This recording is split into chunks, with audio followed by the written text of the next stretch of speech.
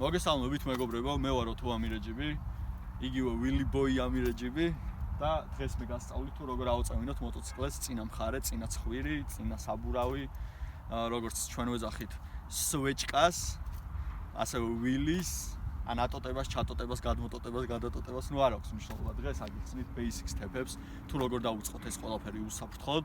ეს ვიდეო გამოადგება დამწყებ რაიდერებს, ასევე რაიდერებს, რომლებმაც უკვე იციან ელემენტარული გაგების დონეზე აქვთ უკვე და გამოცდილებაშიც აქვთ და უფრო მეტად განმოვითაროთ ჩვენი უკანა საბურავზე, ასე ვთქვათ, სიარული. ჩემი მოტოციკლეტი არის კონკრეტულად KTM EX520 და ვისაც ყავთ მაღალკუბატურიანი მოტოციკლეტები, street bike-ები, sport bike-ები, არ აქვს მნიშვნელობა. ყველა მოტოციკლეტს აქვს თავისი ტექნიკა, ასე რომ ვთქვათ, მაგრამ ტექნიკა ზოგადად ერთია ცხვირის აწევის. ზოგადად არსებობს სამი სახეობის ვილი, ეს არის power wheel, ეგრეთ წოდებული გაზით, მხოლოდ გაზით ცხვირის აწევა. მეორე არის ცეპლენი ან კონუსი, მარტივად გასაგები რო იყოს, ასე ვისაუბრებ, ცეპლენი ცხვირის აწევა, ცეპლენია და გაზი ერთად დინამიკაში რომ მოვიყვანოთ და კიდევ არის coaster wheel, რომელიც უკვე ძალიან გამოცდილ რაიდერებს შეუძლია და აქვთ შესაძლებლობა რომ უკვე ეს გააკეთონ, ვისაც ვილიზე დიდხანს აქვს უკვე ნავარჯიშები, ეს არის უკვე დაკიდებული ვილი, ჩვენ რაც გვევასება ნომრებს რო ახახუნებენ და ასე შემდეგ. და კიდევ რისი თქმა მინდოდა რომ არასდროს ეკიპირების დამცავების გარეშე არ ივარჯიშოთ, ასევე არ ივარჯიშოთ ქალაქში, ყოველთვის მოძებნეთ რაიმე უსაფრთხო ადგილი, ან სადმე მაგალითად რუსთავის ტრეკზე, ვისაც აქვს ამის შესაძლებლობა, ვისაც არ აქვს რა ვქნათ, რთულია, ვიწევს რამე ისეთი გადაკარგული მოედნის პოვნა, სადაც შევძლებთ ამაზე ვარჯიშს და ჩემი თხოვნა იქნება რომ დაისვოთ ყველანაირი უსაფრთხოების წესები და ვივარჯიშოთ ყველანაირი დამცავების გამოყენებით და უსაფრთხო ადგილზე. ჩემი თხოვნა იქნება კიდევ ვილის დამწყებებისთვის, ცხვირის აწევის ტექნიკის დამწყებებისთვის გამოვიყენოთ უკანა ტორმოზი ხშირად, არც ისე ხშირად, მაგასაც თავისი პერიოდი აქვს, მაგას თავისი დრო აქვს, გამოყენების სტანდარტი, წესი, ასე რომ ვთქვათ, ანუ ეგ უნდა ჩამოვაყალიბოთ ჩვენს თავებში, უბრალოდ ყოველთვის უკანა ტორმოზზე ფეხი ყოველთვის გვედოს, ოღონდ ისე არ გვედოს, რომ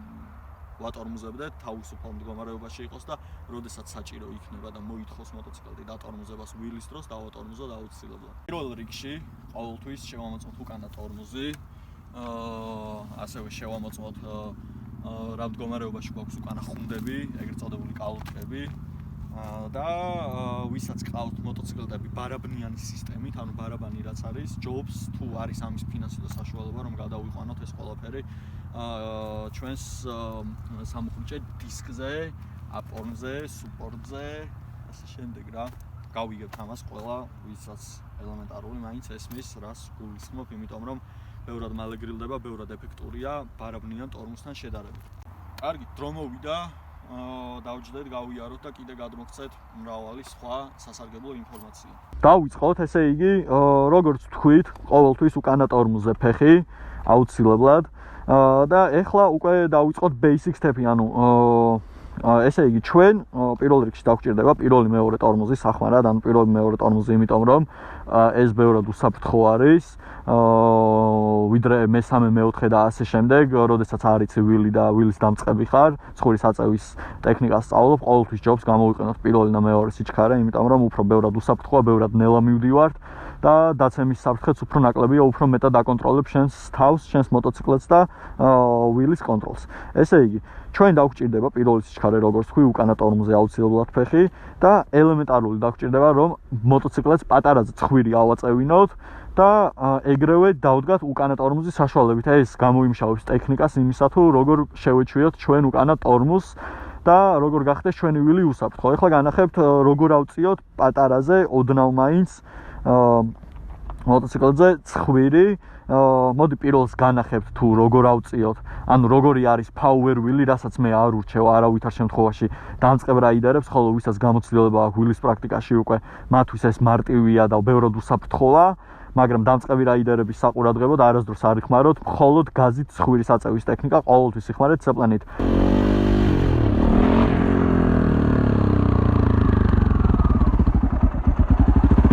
ეს power wheel და ეხლა ნახავთ ცეპლენით. ეს იყო ცეპლენით, ანუ ეს გამოდის, რომ უფრო ბევრად სტაბილურად ნაზად მოყვება ვიდრე Power-Wheel, იმიტომ რომ Power-Wheel-ის დროს ჩვენ არ ვიცით ზუსტად ყოველთვის ვერ უყურებთ დეშბორდს, აბაროტებს, რამდენ ბრუნვაზე არის რავი და ასე შემდეგ და არის ბევრად სახიფათო, ხოლო ცეპლენის გამოყენებით უკვე ჩვენი wheel ხდება ბევრად უსაფრთხო, სტაბილური და ნუ გექნებათ შიში რომ უკან გადაგაყირავებთ და ასე შემდეგ. კი, ყველანაირი საფრთხე არის გასათვალისწინებელი, მაგრამ Power-Wheel-ი დამიჯერეთ რომ ბევრად სახიფათოა ვიდრე ცეპლენით მოტოციკლებზე ცხვირის აწევა. ამას უბრალოდ უნდა ტაქტიკის შემუშავება და ყველაფერი გამოგივათ ძალიან მარტივად. ესე იგი, ჩვენ ვიყენებთ პირველ ან მეორე სიჩქარეს და ვხმარობთ მსგავს ტექნიკას. როდესაც მივგორავ დაახლოებით 20-30 კმ/სთ-ში, ან უფრო ნაკლები, ბევრად ნაკლები, უფრო კარგი იქნება და ბევრად სტაბილური იქნება, ჩვენ ვხმარობთ აი ამ ტექნიკას. ცეპლენიას ვუჭერთ და გას ვაძლევთ, ცეპლენიას ვუშვებთ. ანუ რაღაც მსგავსი პოზიცია ხდება რა. ესე იგი, მოუჭირეთ ცეპლენიას, გას მივეცით, გავუშვით ცეპლენიას. ოღონდ ეს ყველაფერი ხდება სწრაფად. კარგით. გადავიდეთ, ახლა უკვე განახებთ თუ როგორ გამოვიყენოთ უკანა ტორმოზი და ანუ რა დაგჭირდება საწყისი ვილის სასწავლად. ყოველთვის ვწევთ ცეპლენით, ვცდილობთ მაინც, რომ ცეპლენით ავწიოთ ცხვირი და პირველ რიგში ვსწავლობთ უკანა ტორმოზის გამოყენებას. უკანა ტორმოზი რო გამოვიყენოთ სწორად, ჩვენ გვჭირდება მოტოციკლის პატარაზე სულოდნავ რო ავწიოთ ცხვირი მაღალ და ეგრევე ვხმარობთ უკანა ტორმოზს. ამას ვაკეთებთ რავი დღეში 900-ჯერ, 1000-ჯერ, 8000-ჯერ, მილიონჯერ, რომ უბრალოდ ეს ჩვენს ინსტინქტში ჩაჯდეს და ინსტინქტი გამოიმუშაოს ჩვენმა ტვინმა გონებამ იმის რომ ჩვენ როდესაც ორიენტირებულები ვიქნებით სიტყვაზე სიმაღლეზე, ჩვენ ავტომატურად ვიხმაროთ უკანა ტორმოზი, რომ ეს ბევრად უსაფრთხო გახდეს ჩვენი wheel-ი. ახლა განახებთ დაახლოებით როგორ უნდა მოხდეს ეს ვარიანტი. უკანა ტორმოზი. ავაწევინეთ უკანა ტორმოზი ეგრევე.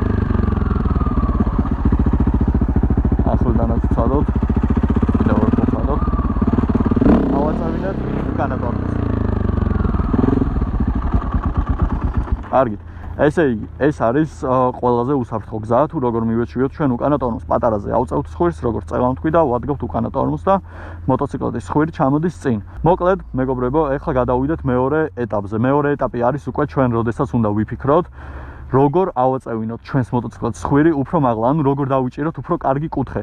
როდესაც ჩვენ უკვე ამ ეტაპზე გადავდივართ, ჩვენ დაგვჭირდება უკანა ტორმოზი აუცილებლად, გაზის კარგი კონტროლი, ცეპლენი ამ შემთხვევაში მარტო ცხვირის ასაწევად გვჭირდება და გაზის კარგ კონტროლში ვიგულისხმე engine braking-ი, ანუ ძრავის ტარმაჟენია, ეგრეთ წოდებული, გამოდის ქართულად ძრავის დატორმუზება, ძრავის ტორმოზი მუხროჭირა, ასე რომ ვთქვათ. ძრავის ტორმოზი ჩვენ საშუალებას გვაძლევს, ნუ ყველა მოტოციკლზე ეს განსხვავებულია და თქვენს მოტოციკლებს თქვენით უნდა მოერგოთ და თქვენით უნდა ნახოთ, რომელ სიჩქარეში და რომელ პოზიციაზე როგორი ძრავის დატორმუზება აქვს. და ანუ ძრავის დატორმუზება ჩვენ უკვე გვეხმარება, როდესაც ბალანსს ვიპოვნით, ჩვენი ბალანსის უკან გადმოსვლის მომენტში ჩვენ ვთიშავთ გაზს, ამ დროს ძრავი ამუხრუჭებს და ჩვენ ავტომატურად გადავდივართ წინ.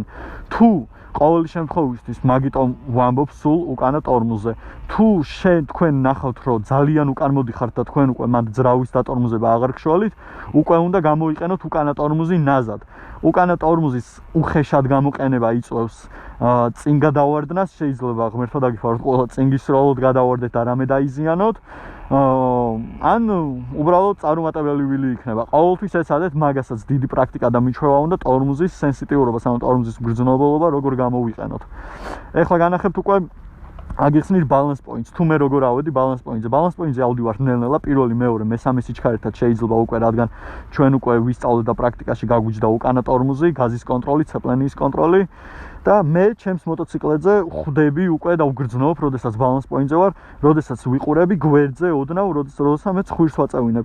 არასდროს ჩემი თხოვნა იქნება, რომ ხშირ შემთხვევაში შიში ადამიანში ჩნდება, როდესაც ჩვენ ვიყურებით მხოლოდ პირდაპირ და ჩვენ ვერ ვხედავთ თუ ჩვენი ეგრეთ წოდებული ვილკა, ჩანგალი რა პოზიციაში დგას და სად არის და როგორ არის.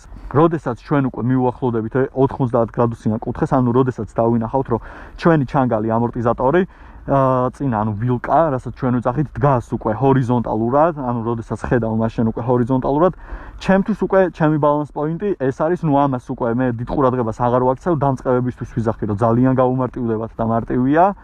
და ამ დროს ხვდები უკვე რომ მოტოციკლებმა უნდა დაიწყოს უკან გადაქნევა, ანუ უკან წაღება უნდა დაიწყოს და როდესაც უკან მიდის მოტოციკლი თავისთავად გასვთიშავთ მაგ შემთხვევაში და თუ ძალიან უკან წაგვიღებს მერე უკვე უკანა ტორმოსაც ხმარობთ. ეს ყველაფერი ხდება ნელ-ნელა, ანუ ძალიან სტაბილურად და ნელ-ნელა უნდა ავიდეთ.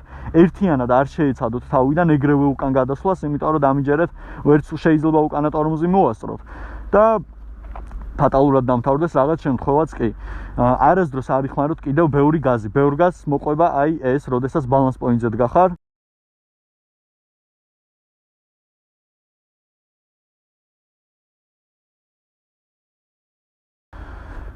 ანუ ყველაფერი ხდება, არა უშავს, თავარია არ დაუნებდეთ, გავაკეთოთ ყველაფერი ჩვენი მიზნის მისაღწევად. ახლა განახებთ უკვე მეორე ვარიანტს, თუ როგორ მივიდეთ ჩვენ ბალანს პოინტზე. და როგორ ხვდები მე უკვე ბალანს პოინტზე ვარ თუ არა. ანუ ამას უკვე კადრში თქვენ თვითონაც ნახავთ, როდესაც დააკვირდით მოტოციკლის წინა ჩანგალს, თუ როგორ დგას 90 გრადუსიან კუთხეზე. დავიძრათ.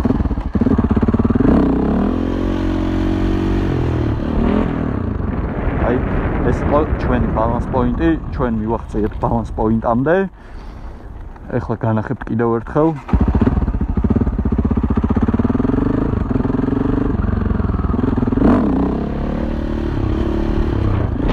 აი, ოდნავ უკან წამიღო, ვიხმარე უკანა ტორმოზი ნაზად და ეგრევე ავტომატურად დავჯექით ჩვენ წინ. კიდევ ერთხელ განახებთ.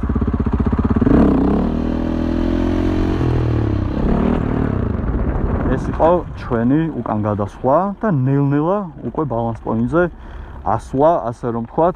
ამას ყველაფერს სჭირდება დრო.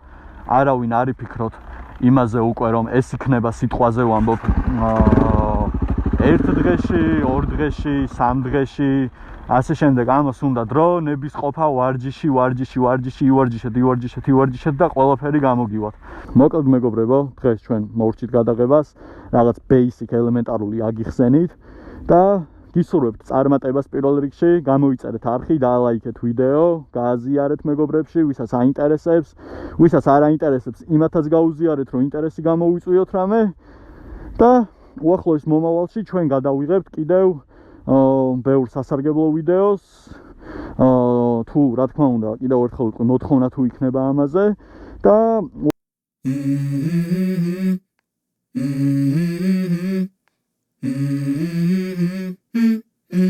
Let's go. I wake up to a little bit of drool on my pillow, feel like it's gonna be a bad day.